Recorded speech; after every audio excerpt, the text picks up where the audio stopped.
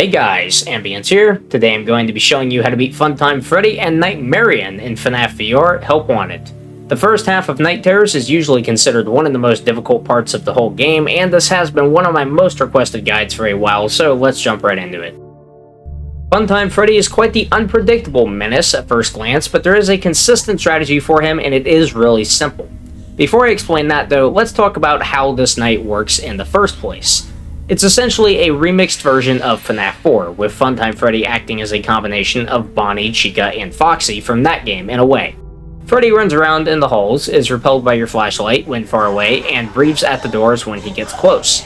So you should be able to just play this night exactly like FNaF 4, right?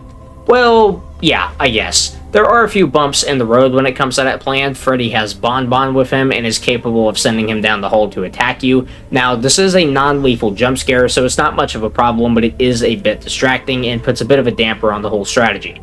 Similarly, Bonnet will sometimes poke her head out of the drawers in your room, and you'll need the flasher to avoid another harmless jump scare.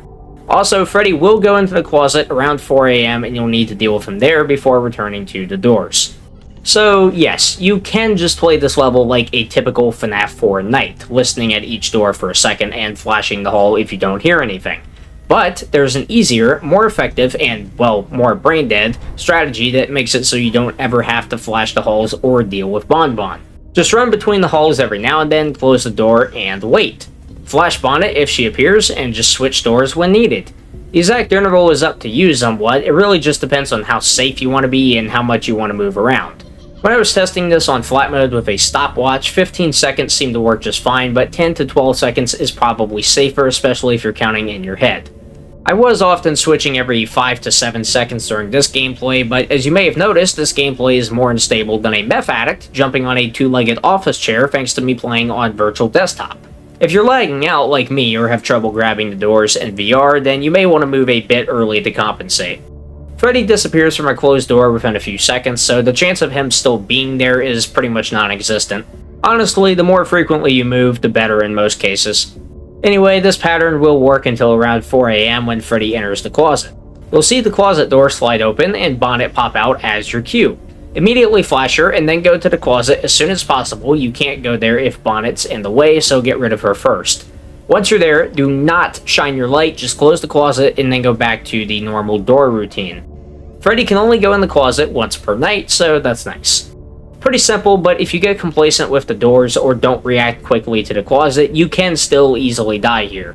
Stay on your toes and listen for some audio cues to help you with information. Here's some of them now.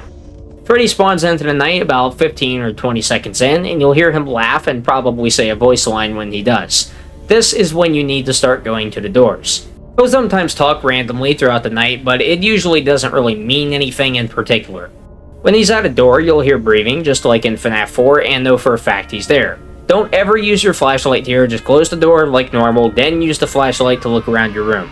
When you get rid of him, you'll hear a laugh, which usually comes right after closing the door on him. Easy as that, just go back and forth between the doors and don't worry about much else until 4 AM. Or if you're feeling particularly lazy, you can just sit on one door all night and hope for the best, which actually does have a decent chance of working if you get lucky enough. Just hold the left door until he gets to the closet, deal with him there, then go back to the door. I wouldn't recommend this unless the primary strat isn't working for you for whatever reason, but hey, it is an option. Oh, there is one more thing that I should mention though. Sometimes this night just stops working, and I don't mean that in the way that a minor glitch happens or you die for no reason. I mean the doors become unusable and Freddy just kind of gives up and fucking dies, and you can just wait until 6 AM. This has been documented since the game released, and I still don't know exactly what causes it, but it does seem more common in VR, and it happened to me at least once while recording this. If this happens to you, then congrats, I guess. Enjoy the free win. In any case, that's Freddy out of the way. Let's talk about Nightmarionne.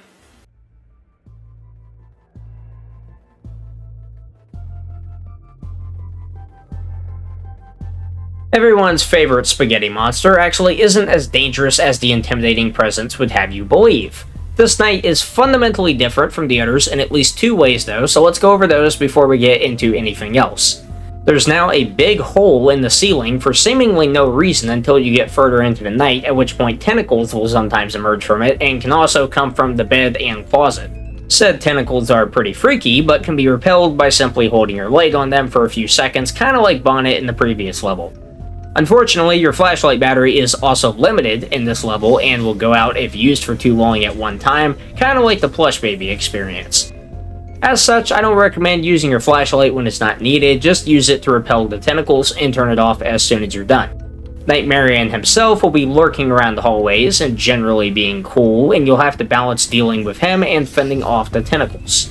Basically, he picks a hallway and slowly walks down it, then sits by the door for a bit and eventually kills you if he's not shut out. You can spot him by his glowing eyes, so no need to waste that flashlight battery. Here's the plan. Go to a door and check for tentacles while you wait there. If you see his eyes coming down the hallway, then wait for him to get to the door, then close it, and he'll immediately disappear. If you close it when he's still walking, then you'll need to wait for him to get to the door before he leaves. After you've dealt with him and opened the door, wait about 10 seconds while dealing with the tentacles, and then after 10 seconds, look for glowing eyes in the hall again. If he came straight back there, then great. Wait for him to get to the door again, close it, open it, deal with tentacles, rinse and repeat.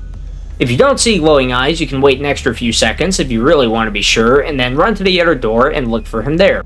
Close the door when he's there, deal with his tentacles, and just repeat the process until 6 AM. It is seriously that simple. If you follow this pattern and keep on top of the tentacles frequently, then he poses zero threat whatsoever. Find him in the dark, close the door when he gets there and open it again, wait roughly 10 seconds, check for eyes, and go to the other door if you don't see any, and repeat. Yeah, that's pretty much it, I guess. For how few these levels are, they really aren't as complicated as I expected, especially in Nightmarionne. The gameplay of both can be pretty much boiled down to just waiting at doors and using your flashlight around the room, with one scripted event thrown in for Freddy to spice things up a little bit. Nightmarionne is pretty much the same from 12 to 6 though, so he doesn't even change anything up at the last second. Stay alert, and Night Terrors will be nothing more than smooth sailing through Dreamland.